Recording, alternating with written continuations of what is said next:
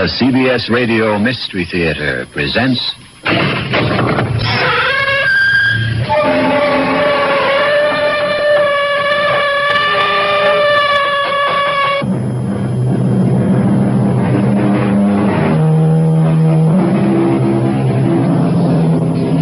in. Welcome. I'm E.G. Marshall. Welcome to the sound of suspense. The fear you can hear. For the next 52 minutes, we're going to take you into the world of mystery, into the world of terrifying imagination. The story you are going to hear concerns a question which has been asked since the first men on Earth were born and died. Is there a life after death? Is there a way to return from the grave? And if there is, can we come back in the body of a living creature? Even one that has claws instead of fingernails? Here is one chilling answer. Dr. Singh, you have to tell me. Could my wife have come back as a bird? A sparrow, something like that? Well, your wife was a rather big woman, Mr. Moresby, in a physical sense. How about a snake? A seagull? How about a cat? A great, big, fat cat? A cat!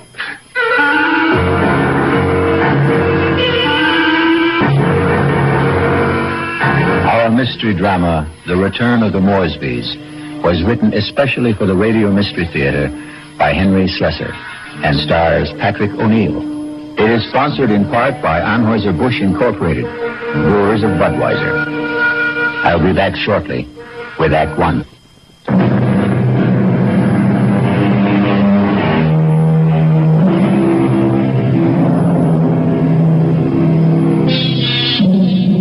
Now here is Act One. Like all murder stories, sooner or later, it reaches the office of a daily newspaper.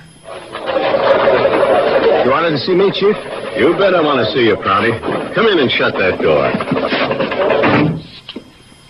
I bet I know what it's about. That story I filed on Richard Moresby, right? I got a flash for you, Prouty. This is a newspaper office, not a picture magazine. You take this story of yours and see if you can sell it to Weirdo Digest or something. But get it off my desk. Now, wait a while, Max.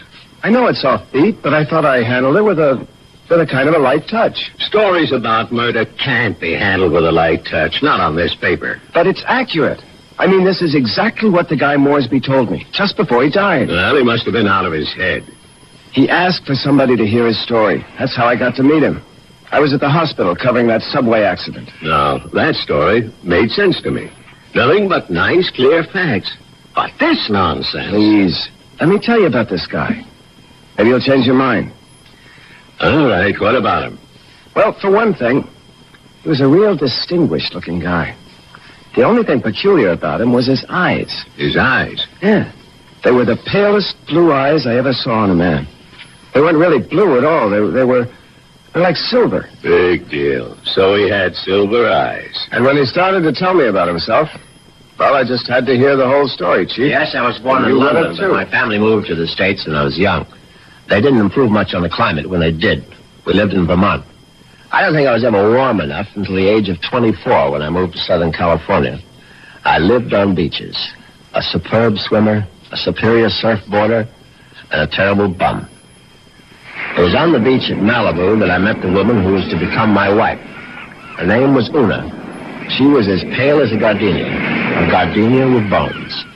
Una had more bones than any other woman I'd ever met. Lovely day, isn't it? I beg your pardon? I said it's a beautiful day. I don't think I've ever seen the ocean look prettier. Frankly, the Pacific always looked a little muddy to me.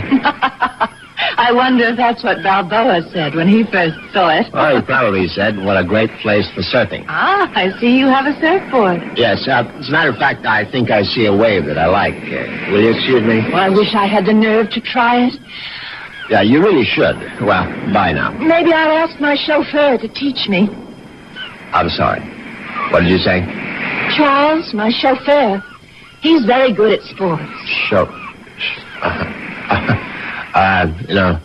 Come to think of it, that wave doesn't look so good after all. By the way, my name is Richard. Richard Morrison. How do you do? My name is Una.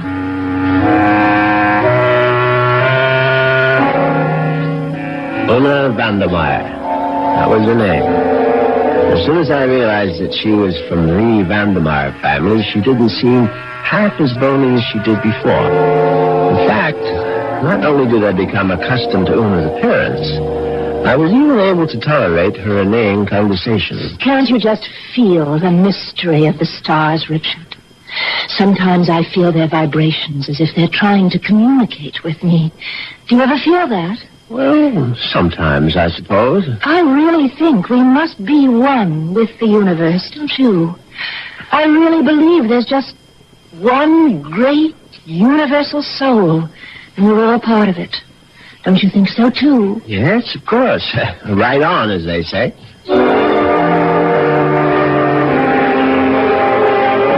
You see what I mean? She talked that way all the time. From the first day of our honeymoon. Well, it was a fine honeymoon just the same. It lasted a whole year on the beaches of the Caribbean, on the French Riviera. I got browner and browner. Una got freckles. Finally, we returned to our home in Los Angeles and settled down to a quiet, comfortable marriage.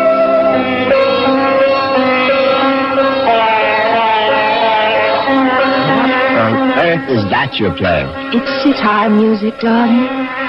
Oh, it's just so spiritual. What made you buy the record?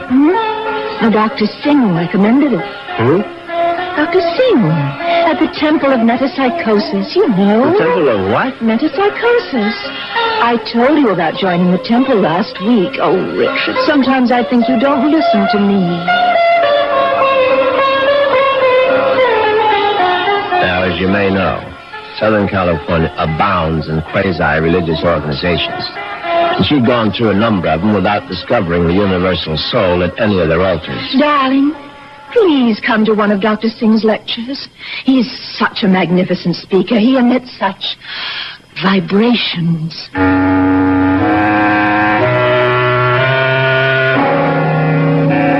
And I went. You see what an obliging husband I was? Actually, it turned out to be more interesting than I thought. The temple itself was unpretentious, and Dr. Singh was an impressive man. And when he spoke, I realized why his message had such appeal for Una, because he preached a doctrine that combined eternal life with a love of small animals. The soul is immortal. The soul cannot die. The soul, upon leaving the body, must make its passage elsewhere.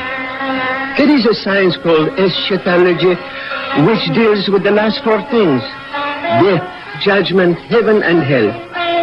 It is the most ancient of all sciences, and from its wisdom has come the inescapable certainty of the transmigration of souls. Yeah, I know it's a bit weird, but stay with it. And where does the soul go? According to the wise men of all generations past, the soul departs from the mouth of the dying. It is, consequently, a small thing. A bird, a snake, a mouse, a dog, or a hawk, a dog, a cat, an insect. For these small creations of God are empty vessels placed upon earth for only one purpose: to house the departing souls of humanity, so that they need not wander forever in a trackless eternity. Yeah, it's pure rot, of course. But that's what the man said. And Una sat there and believed every single word. Oh, wasn't he marvelous, Richard? Isn't it wonderful that the soul never dies? That we can all come back as little animals? I'm not sure I want to come back as an animal. But you'd still be you, Richard. Oh, don't you see? Well, by the way, what was that envelope you handed Dr. Singh after the meeting? The envelope? Oh, that was my donation, of course. Your donation to the temple? Yes, to support the work of Dr. Singh, to open other temples around the world. Well, how much money was in the envelope? What does it matter, Richard? I'm just curious. $2,000. Una, you go to that temple once a week. Do you always give that kind of donation? Oh, it's all in a very good cause, Richard. Well, all in an equally good cause, that of finding out exactly how much of my wife's money was supporting this nonsense, I sneaked a look at Una's checkbook. The answer astonished me. Not only had my wife put more than $30,000 into Dr. Singh's collection plate, she had also donated some $20,000 more to various institutions for the care and feeding of cats, dogs, and birds. It was so kind of you to honor us with a visit, Dr. Singh. I know how terribly busy you are. On the contrary, you are kind to invite me to your lovely home. Oh. Now tell me, Dr. Singh, what determines the kind of animal one becomes when the soul escapes after death? Mrs. Moresby, that is a question which has baffled wise men for countless generations. But isn't it possible to do, research? Yes, Mrs. Moresby. I don't doubt that we could find the answer to such great questions if only we had the proper resources. You mean like laboratories and so forth? No, the research, would be conducted merely by spreading the word of metempsychosis to the farthest corners of the earth. Then let human experience reveal the truth to us. But, unfortunately, that would require money. A great deal more money than the movement has at present. Well, it seems to me you don't do badly.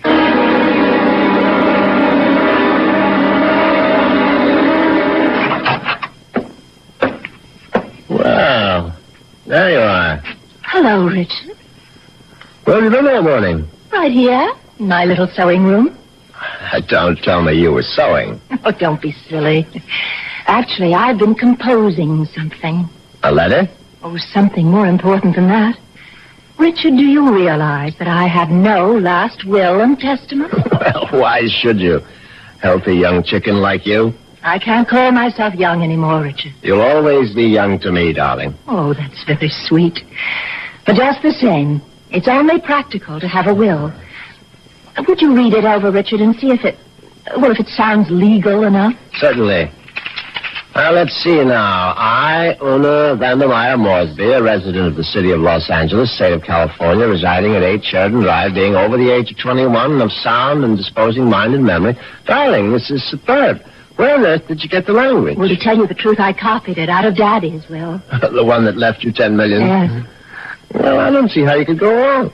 Let's see now. Not acting under duress, menace, fraud, or undue influence of any person whomsoever... Good Lord. What is it? What? You're not serious about this. Oh, about making a will? Well, of course I am. This bequest to the temple, mumbo jumbo. What's wrong with it? Now, listen, darling, I told you how important Dr. Singh's work is, but it requires money to carry it on. Tons of money. So the least I can do is to help the poor man as much as I can. But you're giving him 90% of your entire fortune. You'll still have $1 million if I go first, Richard. Isn't that enough? No, it isn't. I mean, the whole thing is ridiculous. Don't you realize that man is a fraud, a charlatan? What? Oh, for heaven's sake, Una, open your eyes. Don't you realize the simple truth? Your money won't build any temples. It's just going to line the pockets of that turbaned phony. Richard, what a terrible thing to say. Well, you told me you liked Dr. Singh, that you were very impressed by his theory of transmigration. Darling, I was only saying all that to please you. But now I'm telling you that the only thing Dr. Singh is planning to transmigrate is your money into his savings account. And frankly, I'm not going to let him do it. Richard! What are you doing? You're tearing up my will. That's right. How dare you do such a thing? It's my money, and I'll do whatever I please with it. Una, darling, I just want you to have a chance to come to your senses. Well, there's nothing wrong with my senses. I can see very clearly what the real trouble is. If I didn't leave a will, all my money would go to you, wouldn't it? Well, naturally, I'm your husband. You don't have any other relatives. And that's why you're acting this way. It's just plain and simple greed. Una, listen to me. No, it's all right. It's all right. I'm glad you tore up that will, Richard. Because I realize now that I was quite wrong. Do you? Yes. It's a mistake to leave only $9 million of my money to the temple. I'm going to leave all of it to Dr. Singh. when Una actually drafted that incredible document and called our attorney for a Monday morning appointment, I realized that I had to do something very drastic before the weekend was over. I had to kill my poor, misguided wife. I had to make her one with the universe.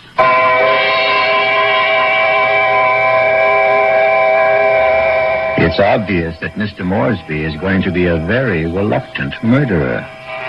The question is, will his reluctance get in the way of his efficiency? We'll get the details when we return shortly with Act Two.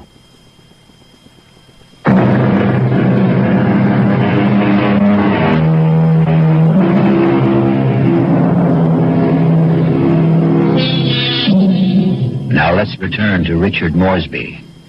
In order to find him, we'll have to search the highway, for Richard has taken his white Jaguar out for a spin.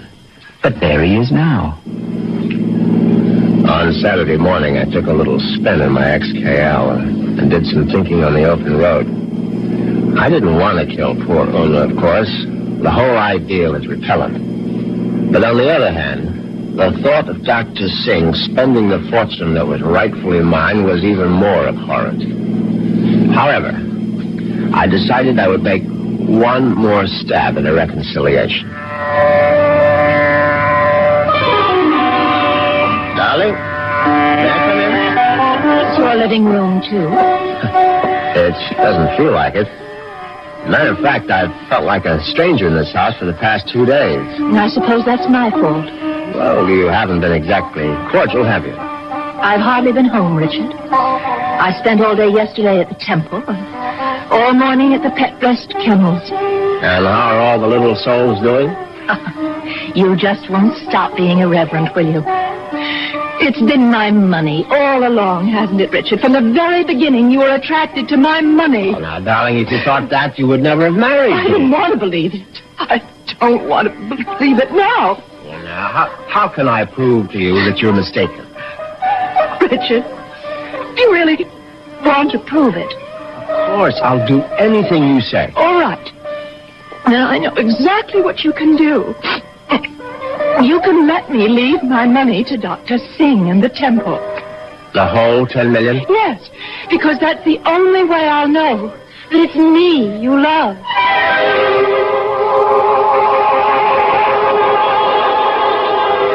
Well, you can't say I didn't try. But Una's decision now left me with absolutely no alternative. I was still deeply unhappy about the necessity of taking her life. However, fate was kind to me that very afternoon.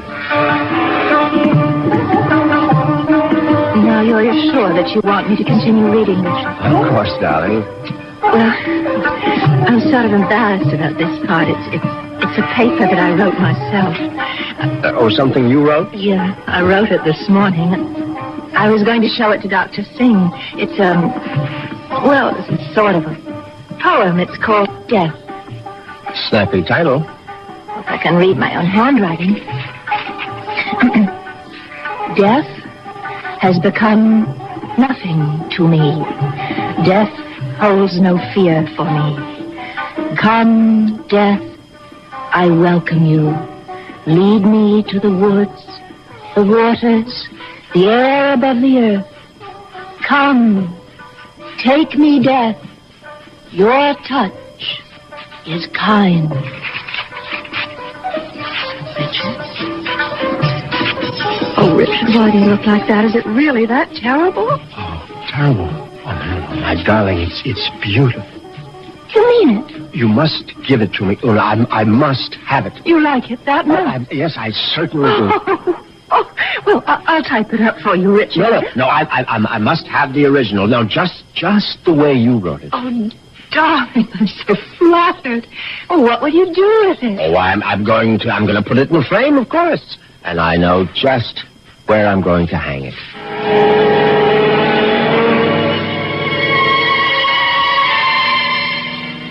Yes, I could hardly believe my ears. Una had written her own suicide note in her own handwriting. It was truly karma at work. Now there was no question of failure, and no longer any need for delay. Oh, what a lovely idea this was, Richard. Candlelight dinner for two. Yes. I thought you'd enjoy it. It's so sweet of you to handle the whole menu with Cook. You spoil me shamefully.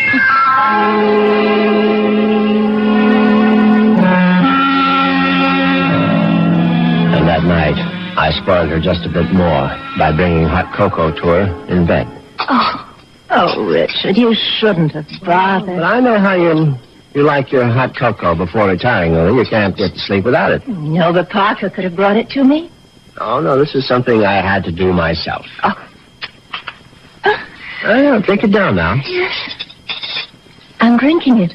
Does it taste all right? Oh, it tastes just fine.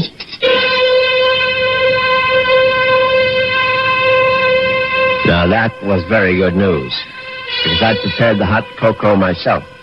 And I had no idea whether 25 melted sleeping pills would seriously affect the flavor. Finally, Una was all tucked in for the night. I went into my study, picked up the poem she had written for Dr. Singh, and brought it to the bedroom. I placed it carefully on the night table beside her. Then I bent over my sleeping darling to see if she was getting along all right. She was very, very quiet. And then a dreadful thing happened. Una opened her eyes. Richard. Oh, Richard. Hush, darling. Now go back to sleep. Richard, I'm sick. No, my love. No, you're only sleepy. Cocoa tasted so strange. I didn't want to upset you, Richard, but I'm sick. No, you'll feel much better in the morning, Una. I promise you. Tomorrow morning, you'll be one with the universe. Richard, that paper. What paper, darling? Here's my poem. My poem for Dr. Singh. What's it doing there? I was just reading it over, darling, that's all. And bottle of my sleeping pills. Oh, it's empty. The bottle is empty. Oh, Richard. What have you done? Nothing, darling, nothing. Now, just go to sleep. Cocoa. You put sleeping pills in it. All of them. Don't try to get up, Una, please. Now, don't. Trying to kill me. Trying to murder. No, for heaven's sake, Una, now stop saying things like that. Do you want the servants to hear? Help somebody. Help. Now, come on, lie down. Lie down, Una, for heaven's sake. Come on, now, lie down. Lie down. There. That's better. You won't get away with it. You won't get away with it, Richard. I promise you. Anything you say, darling. I'll come back, Richard. You know I'll be back.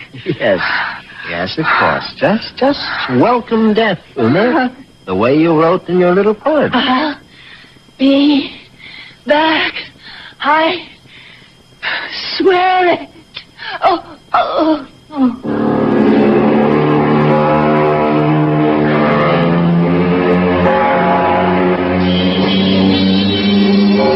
The funeral was held 2 days later. It was a magnificent occasion, of course. I gave Una a farewell that was consistent with her vast fortune. Everything was the best. Coffin, flowers, preacher, everything. Her burial place was one of the choicest bits of real estate at Forest Lawn. The only discordant note was the fact that Dr. Singh insisted on saying a few words at the service. They were familiar words, but frankly, they gave me a slight bit of a chill. The body of Una Moresby is dead, but her soul lives on. The soul cannot die. The soul is immortal. It has left the earthly remains of this woman and has sought the body of a small living thing. There it will abide until the Almighty is ready to choose its next home. Mourn not the end of Una Moresby, for there is no end. I couldn't help congratulating myself on how well everything had gone. When I called for medical attention the night of Una's death, the physician was only too ready to declare her a suicide. The police had to be informed, naturally, and they, too, agreed with the doctor's verdict. Una had died by her own hand, and she had died without a will. There was simply no question that the matter would be probated in my favor. Suddenly I realized I was not only rich, but a rich widower. What vistas opened for me? The devil. Look out, you stupid mongrel! Dog, trying to get run over. I admit I was shaken up by it. It was sort of a coincidence, you know? Right after the funeral and all that.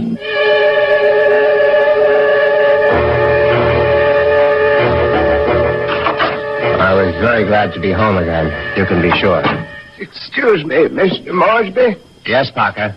Cook is worried about the raccoon, sir. The what? There's been a raccoon at the kitchen door all morning, and Cook is badly alarmed, I'm afraid. I've tried to scare it away, but it keeps returning. A raccoon, for heaven's sake? Why don't you just shoot it and make a coat out of it? I was wondering if you wished me to call the game warden, sir. Oh, please, Parker, do whatever you please about it. I'm going to take a nap. Yes, sir. Very good, sir.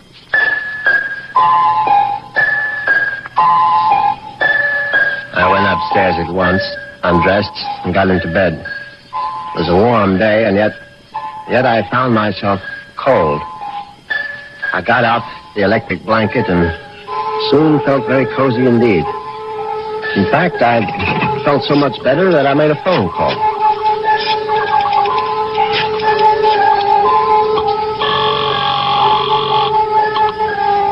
Hello, may I speak to Rachel? Thank you very much. Hello, Rachel? Yes, who's this? Rachel, you probably don't even know my name, but it's Moresby, Richard Moresby. Huh? Who? You met me at the club numerous times. I'm the rather distinguished-looking gentleman who sits at the table on the far right corner. Oh, yeah, well, that's not my station. Yeah, I know it isn't, and I've always regretted it. Frankly, I would have enjoyed my lunches at the club even more if you had served them. Listen, I'm pretty busy right now. Well, what I wanted to find out was if you're busy this evening. Oh, what'd you have in mind? Oh, a little, quiet dinner, perhaps? Is that all you had in mind? Why don't we just wait and see? I can pick you up outside the club whenever you're free. Yeah, how I know it's you. I mean, I'm still not sure which gentleman you are. I'll be sitting in an XL Jaguar. Do you think you'll recognize it? A Jag? I get off at 6:30. See you then.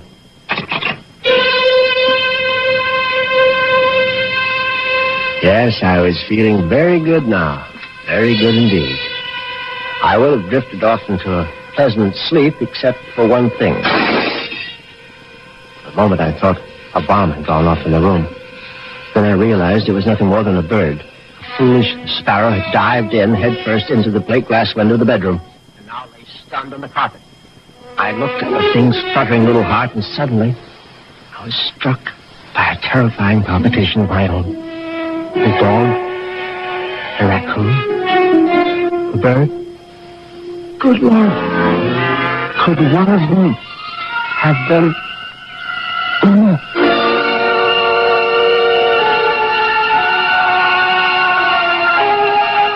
Has Una Moresby returned from the grave? Nonsense. Such things don't really happen.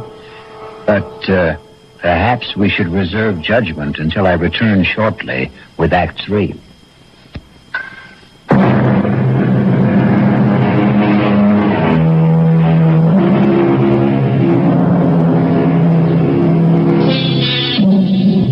Now let's see if common sense is returned to our hero.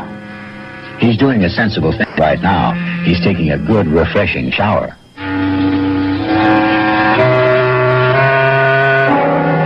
By the time evening came, I was feeling better. All my peculiar notions about Una's animal reincarnation seemed ludicrous as I stood in front of the shaving mirror. I thought about the delicious young woman that was waiting for me at the club.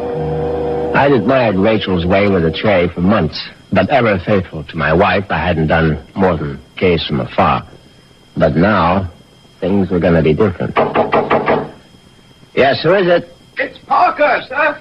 Yes, come in, Parker. It's all right. Excuse me, sir. A bit of emergency in the kitchen.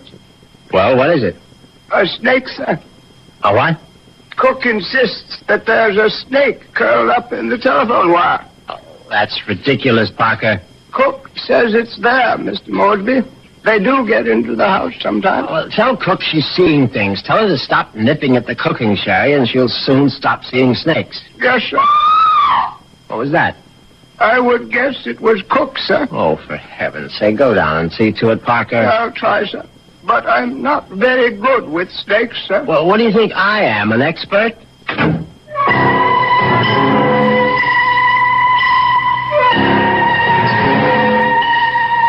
But that wasn't the end of it. 10 minutes later, Parker was back upstairs saying that the snake had left the kitchen and run into the living room. No, I suppose snakes don't run, they slither. It slithered into the living room and was now embracing still another telephone wire. He likes me to earn extra money. Yes, I see. So, just to make the story look good, I guess you'll have to lend me a few dollars after our date. Yes, of course. And listen, I really do remember you, sugar. You're the handsome one with a cute bald head. See you soon.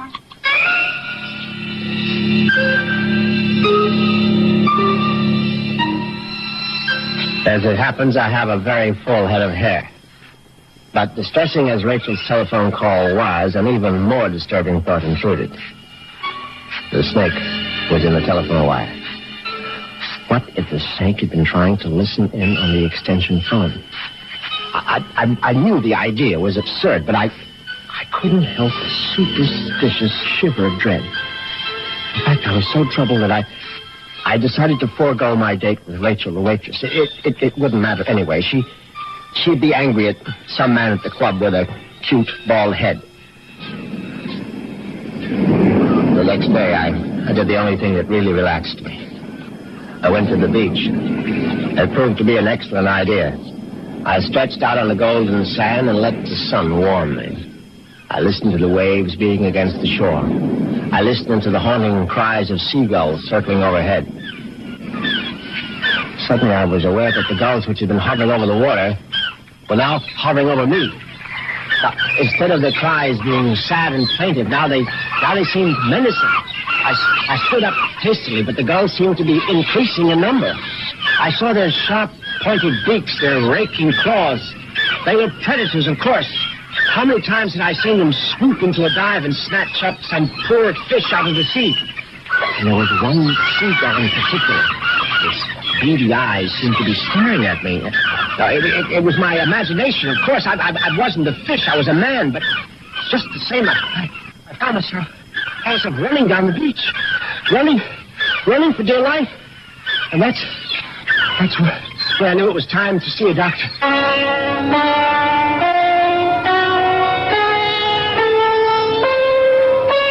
Yes, Mr. Moresby. I'm very pleased that you honored the temple with your presence. I'm grateful that you're willing to see me, Dr. Singh. I realize that, well, you had a disappointment. A disappointment? I'm afraid I don't understand. I know my wife made certain promises to you concerning her will. I believe she mentioned some modest donation. She wasn't in her right mind, of course. I mean, when she took those sleeping pills. Yes, it was very sad. I trust that she has found the peace and happiness that she sought. Frankly, that's what I wanted to talk to you about. I mean, about whether you really believe that my wife is, well, that she's some kind of animal right now. But of course I believe it, Mr. Moresby. I don't merely believe. I'm positive. When your wife passed from this world into the next, her soul made its escape. Yes, I know how it goes, but what I'd really like your opinion about is what sort of animal do you think she might be now? I told you, Mr. Moresby, we have no way of knowing. But can't you take a guess? I mean, you said it might be influenced by a person's karma. Am I quoting you right? Yes.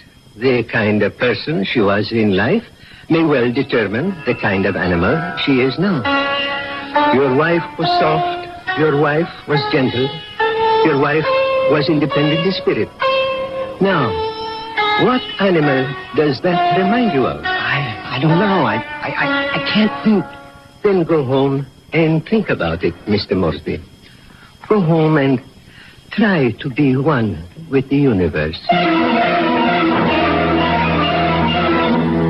I went home, and I tried to be one with the universe. And when that didn't work, I tried being one with a bottle of scotch. I was still in the library, asleep in the big leather chair, when I heard the noise in the cellar. I simply had to investigate. I looked into the cellar and found that one bare bulb wasn't enough for a thorough search. I found a flashlight and went down the cellar steps. At first there was nothing I could see. But then, an empty oil can. Swiftly, my flashlight picked out the culprit. At first, I thought it would turn out to be a mouse, but instead, it was a large, white cat. I don't like cats. I never have. Skulking, cynical creatures. When the beam of my flashlight hit it, the cat froze. I saw it was an alley cat. Its fur shaggy, its eyes baleful in the light. It was fat, and yet it was bony, too. I said scat, but it didn't scat. Instead, it started to walk toward me. And I knew for certain what Dr. Singh had meant. I knew for certain I was looking at the reincarnation of my wife. As soon as that hideous apparition howled at me, I made a cowardly dash for the cellar door. Once I was on the other side, I remembered the hunting rifle that Una had given me for Christmas. It stood unused in an upstairs closet. I found it. I loaded it and brought it back to the cellar. I hadn't fired a rifle since boyhood. I stood on the top of the stairs with my flashlight picked out the ghostly white form of the cat. I put down the light, raised the weapon, and squeezed the trigger. The report was deafening, but the recoil was worse. My precarious balance on the top step was lost. I fell to the bottom.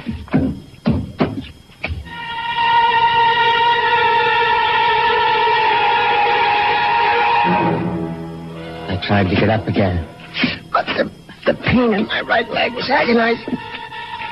I found out later that it was broken. But the cat was still alive. And it was regarding me at eye level now.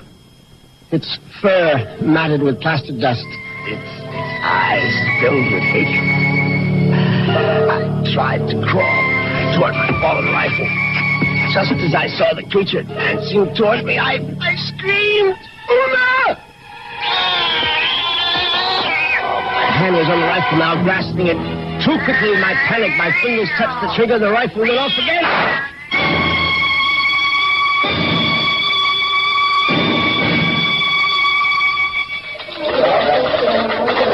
Well, that's how Moresby ended up in the hospital, Chief, with a broken leg and a bullet in his hip. And then he died. But I think he was telling the truth. You could see it in his eyes. His silver eyes, right? Yeah, his silver eyes. And you really believe that the guy's wife came back as a cat to get her revenge? Why does it matter? It's still a good story. Sorry, Prouty, I can't okay it. Well, what if I got more details? Well, what if I talked to this Dr. Singh? If I went to the Moresby cellar and found that cat? And what would you do then? Ask her if she's Mrs. Moresby? I still think it's worth a try, Chief. I'll tell you what, Prouty. What are you doing for lunch? I hadn't thought about it. Well, think about buying my lunch. You? There's a pretty good restaurant right around the corner where the Moresbys live. Now, we can get a bite there and then check out that cellar.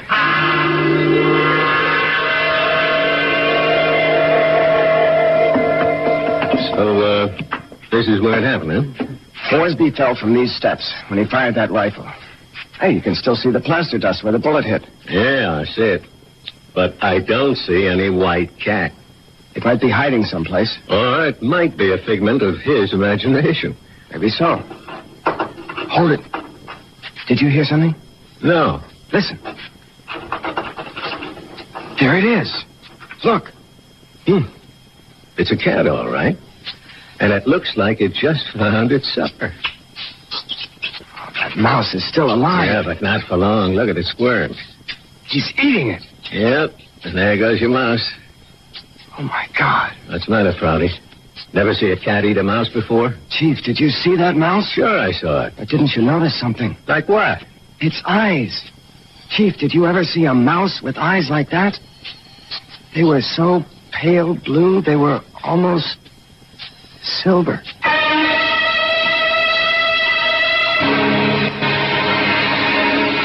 And so the cat and mouse game comes to an end. But according to Dr. Singh, there is no end. Perhaps Richard Moresby will have his turn next in another afterlife. I'll be back in a few moments.